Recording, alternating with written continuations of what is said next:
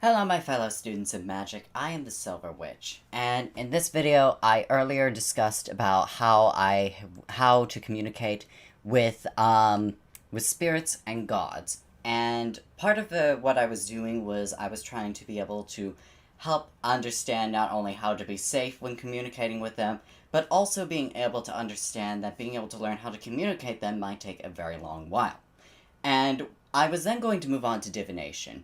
And then I realized that actually came much later when it involved my spiritual journey.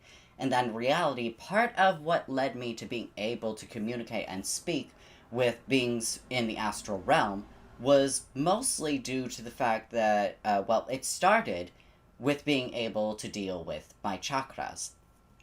So in this video, I'm actually going to be talking about about chakras, and I'm going to be talking about how to work with them, how to understand them, what each one represents, and how to cleanse each of them.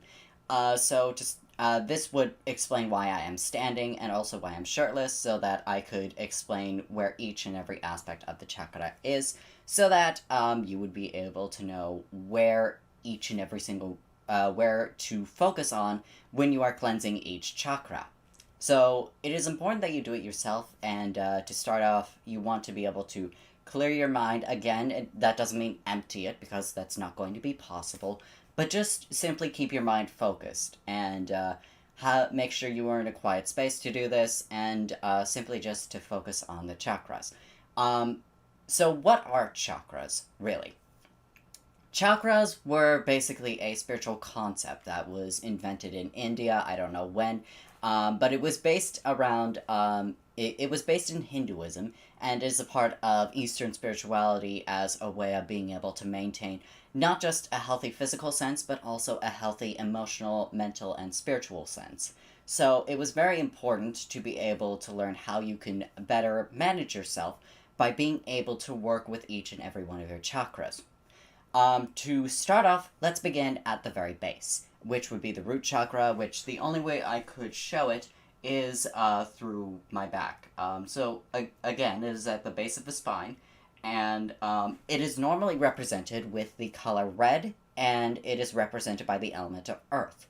The root chakra is meant to represent your basic urges and your basic needs, and it is also the most important chakra to keep in mind because, as the base, it is important in holding up each and every single one of the other chakras. So even the top one has to be completely reliant on the root and base chakra. So it is very important to make sure that if you want to be able to keep all of your other states healthy, you want the root chakra, or if you want to keep all of your other chakras healthy, you need the root chakra to be at its healthy state as well. So, important thing to keep in mind. So the root chakra, it represents things like your hunger, your bodily needs, your physical needs.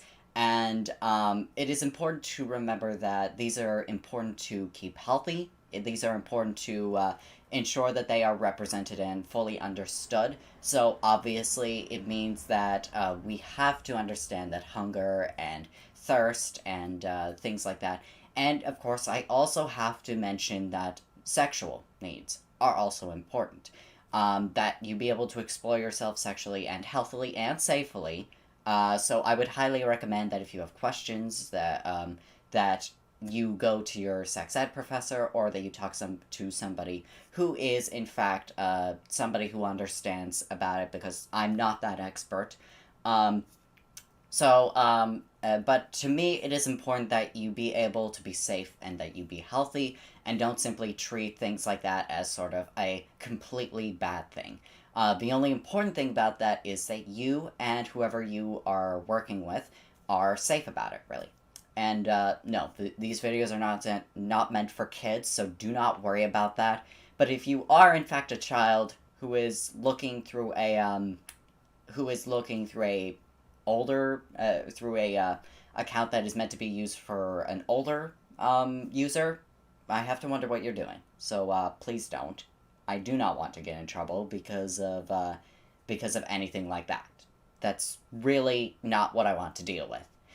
Anyway, so yes, it is important to understand the root chakra completely before you start thinking about doing any spiritual work with it. It is important with every chakra, but the root chakra most especially for the reasons I have described earlier. It's also important that when you are working with chakras, that you also imagine what they are like, what they appear to be when you enter them, and yes, you will enter them in your spiritual state as you start to meditate and start to work with the chakras. So the way I imagine the root chakra, it may differ from person to person. You might get a different interpretation than I do, but the way I interpret it was basically a very red environment with a lot of barren rock in the area. It is a very rocky terrain, very rocky ground. Makes sense to me as the aspects are that it is represented with the color red and also the element of earth. And you might find similar patterns with how I interpret every other aspect of the chakras. It might be different from you for you, and that is completely and perfectly fine because again, these are your chakras, not mine. So it is important that they might differ, that they are individual for you based on your interpretation. And if they are similar to other people, that's also fine. That doesn't matter because that's the way you think about it, and that's the best way that you remember it. That's why I'm explaining my experience, because it might be similar, it might be different, but no matter what, it is completely valid because those are your interpretations. To keep in mind, however, just because I view it in some way does not mean it has to be similar to you, and you always have to keep in mind that just because I mention it does not mean that it can or should be the same. It should make the most sense to you, however. So, with that out of the way, let's continue on. The next chakra to talk about will be the sacral chakra, which is right below the navel. It is represented with the color orange, and it is represented with the element of water. So it represents the emotional and behavioral state of yourself. How you express your emotions, what it is that you are feeling, and how you express them is what the sacral chakra represents. So the important thing to understand about this chakra, really, is that it is important to reflect on how it is that you focus on yourself emotionally, how you deal with your emotional state, and what it is that you are really feeling. So, part of the problem that people might face when it comes to the sacral chakra, or emotions in general, is that sometimes people tend to bottle them up, and there are definitely reasons as to why people do that. Sometimes they have toxic environments where they are forced to maintain that kind of state where they shouldn't be emotional, where they shouldn't be expressing themselves, and that if they do, they get punished for. It's something that I actually had to deal with, and one of the reasons why my way of expressing emotions is very different from how most people express emotions. And it is important to keep in mind how it is these environments can affect your emotional state. So, with this, I'm trying to basically explain that it is okay to feel emotions. It is okay to, in fact, be able to express those emotions. It is also, however, important that you find a way to express those emotions healthily. So, even if you are being prevented from expressing your emotions, or if you are not able to fully understand how it is that you can express your emotions, because before you have been repressing your emotions for so long you don't know exactly how you can express them. Some ideas I would give for expressing your emotions healthily in general. Sometimes art is a very good way of doing so. Being able to watch a good movie that could help you. Being able to work in art, write poems, things like that. Those are ways that you can express emotions, or be able to help in re-expressing or rediscovering your emotions. But the sacral chakra is basically about understanding your emotional state and how best you can express them. So it is important to keep this one in balance, not just for the sake of your physical sense, but also for your emotional sense. Excuse me. The next one we're going to be talking about is the solar plexus chakra. Sorry, I don't know why I'm feeling a bit gassy. Anyway, so the solar plexus chakra is found in the stomach area, and it is represented by the color yellow, and it is represented by the element of fire. Now, what most people tend to think about fire is that it is very destructive, it is very chaotic, it is something that should be feared. But you also need to remember that fire is something that can lead the way as well, because it does hold some of the positive aspects of fire. It could also be an element of renewing.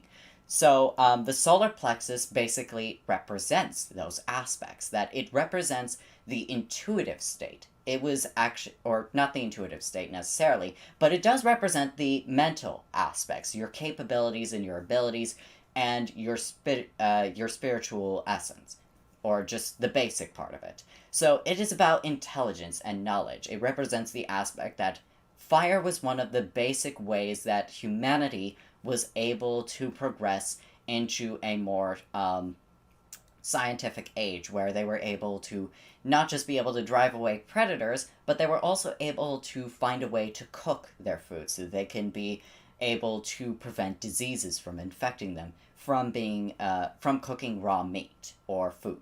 But it was from that point onward that fire could be used for a numerous number of things, and we continue to discover ways that fire can be used for very helpful things. And the solar plexus chakra represents that. So it is important to understand that the solar plexus chakra represents your intelligence, and it represents your own mental capabilities. So it is important to think about your own mental state, what it is that leads you to think the things that you do, why it is that you think the things that you do, and also to be able to understand how much more can you be able to progress in how you think.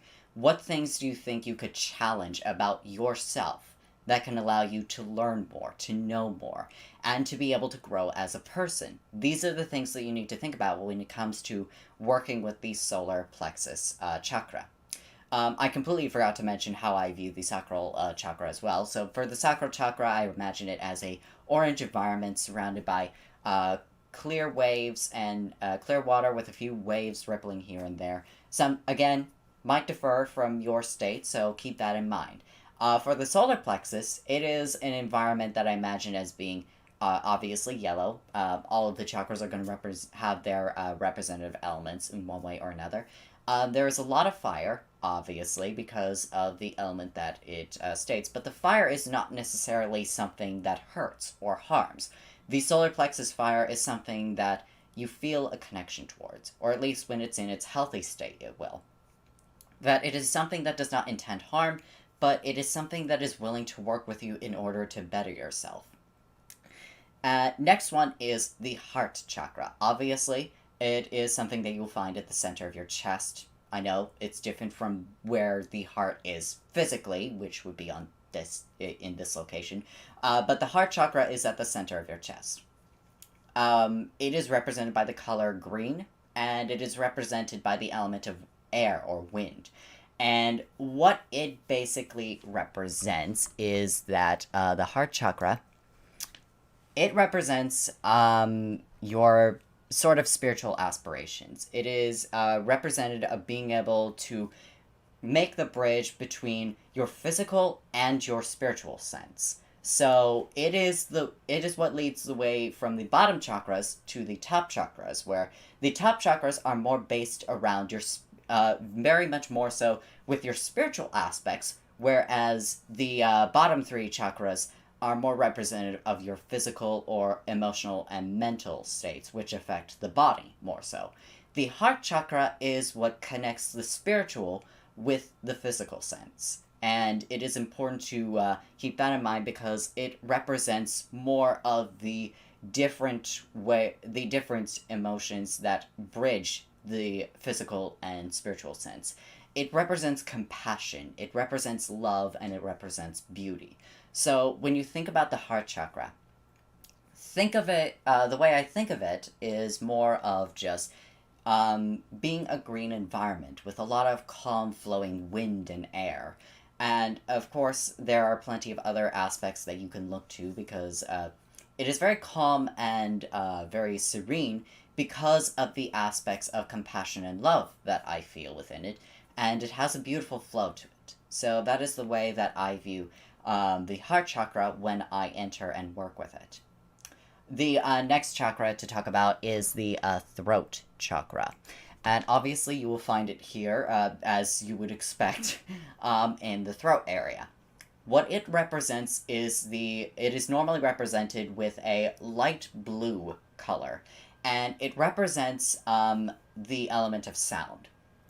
that it represents the power of your voice, and it represents the ability to call upon the aspects of spiritual power with the power of your own voice. So, part of the thing that I didn't mention in some of my previous aspects of witchcraft, because I thought about mentioning it in a different video, is that your voice and your sound is something that is very important in witchcraft and in performing magic. So, being able to do things like music or song, these can also help in your path as a witch. So, but the voice is incredibly important when it comes to using magic, because it is through this, as well as your will, that you are able to work with your own spells, your own rituals, your own power. Ultimately, it is your voice that gives power, and even if it isn't a physical voice, there is a spiritual voice. So, if you happen to be mute, if you happen to be somebody that cannot evoke a physical sound, it is important to remember that the throat chakra does not represent the physical aspect. Remember, the three bottom chakras are about the body. They are about the mental, emotional, and physical states. The three top chakras, however, are completely spiritual. So the throat chakra is not necessarily meant to represent the physical voice, but more the spiritual voice. So when you practice magic, it is important to keep this chakra in mind, that it is not necessarily about the physical voice, it is about the spiritual voice, and that you can evoke it through your own will, even if you cannot physically utter sound. So the way that you can imagine this one is that you can think of it as being able to listen. Around you is a lot of light blue area, and there is nothing around it except a numerous amount of sounds. Not necessarily ones that make you want to cover your ears, but sounds that evoke power and strength. So this is the way that you could work with this chakra.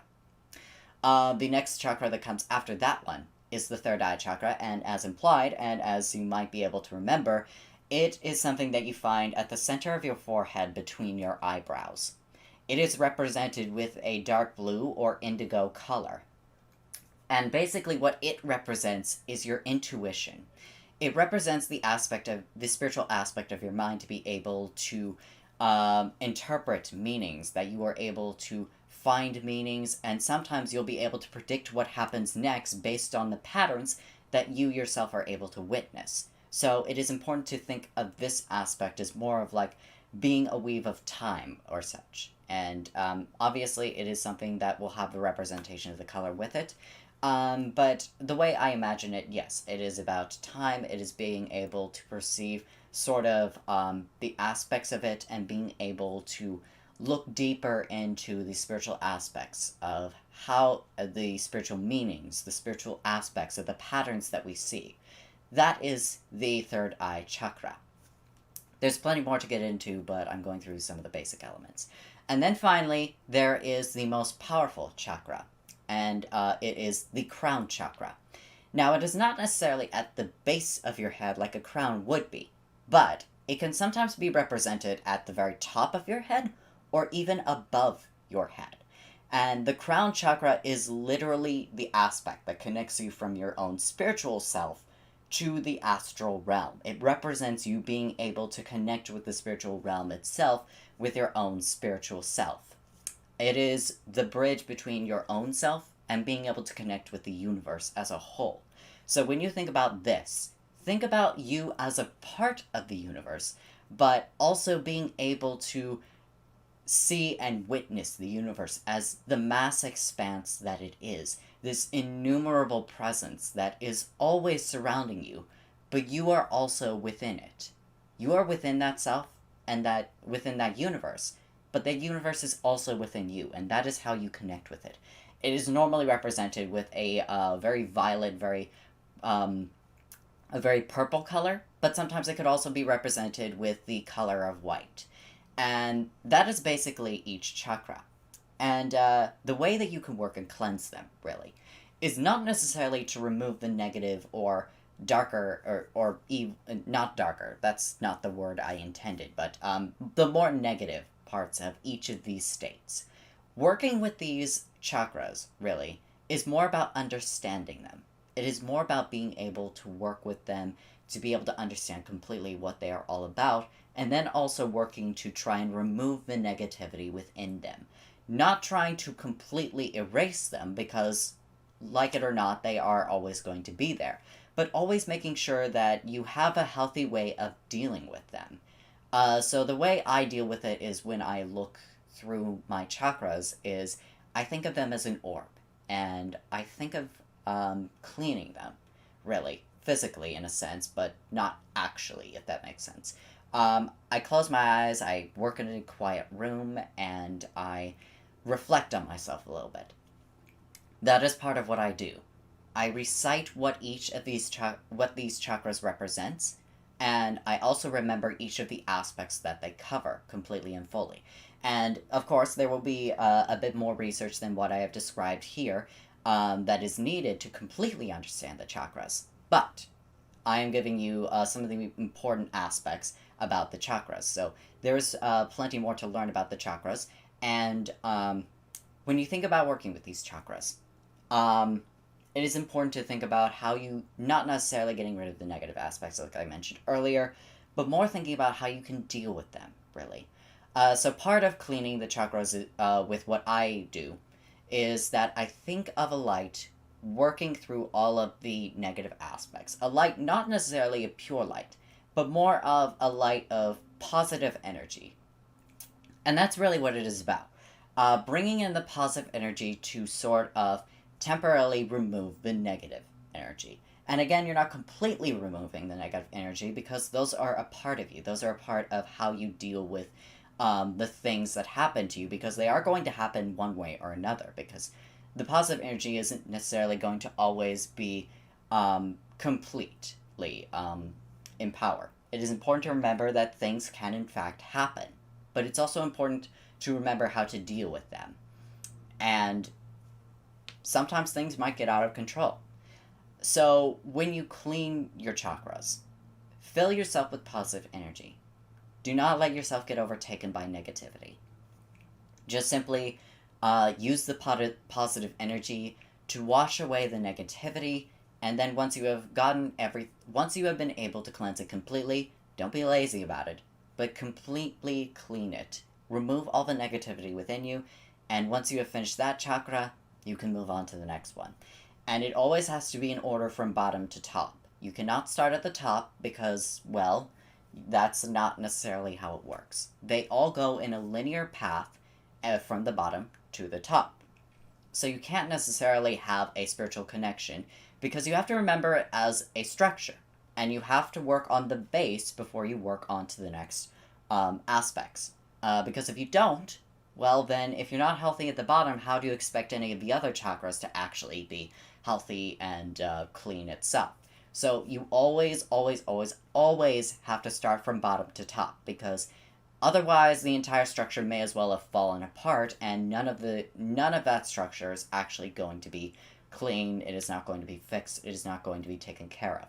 And when fixed, obviously, I don't necessarily mean in a perfect state or that there is only one perfect way of doing it, but really that it has to align with you as a person, as an individual, as a self living within the universe. So it is always important to keep these chakras clean. It is important to understand them and always to make sure that they are well taken care of and maintained.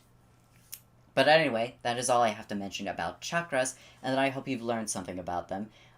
So yes. I think I've gone over everything, and I hope you are able to, from this point forward, be able to work with the chakras, and that by doing so, you will be able to better understand them, and you will better be able to take care of yourself in all of these aspects. So, with that, I bid you all a farewell, and so multa be, and blessings be. Enjoyed today's video? Well, there's plenty more for you to enjoy here, and if you also want to support this small channel, then there is also my Ko-fi, which is available, as well as a Twitter thread that gives you my commissioning info, and if you'd like some traditional art or literature, feel free to DM me on Twitter. Thank you for enjoying the video and for your viewership.